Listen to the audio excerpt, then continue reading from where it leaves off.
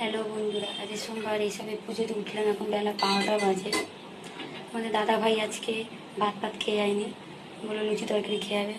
ভীষণ ভালোবাসে লুচি, পরোটা, রুটি। ভাত ওর খেতেই হোক, চল ভাত তো খেতেই হবে। যাই হোক, তো দাদা ভাই খেয়ে যায়নি বলে ভাত, আর আমি নিজের জন্য রান্না করবো না দুপুরবেলায়। তো যা আছে খেয়ে নেবো, মুড়ি মিশিয়ে খেয়ে নেবো। মুড়ি দুটো লুচি আছে, খেয়ে নেবো মিশিয়ে।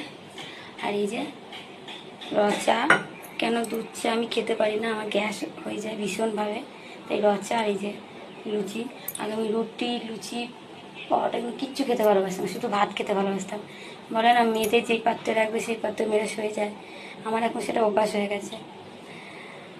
তো চলো, কার কার এই লুচি আর চা খেতে ভালোবাসেন তারা জানিও, অনেকেরা নাও ভালোবাসতে পারে।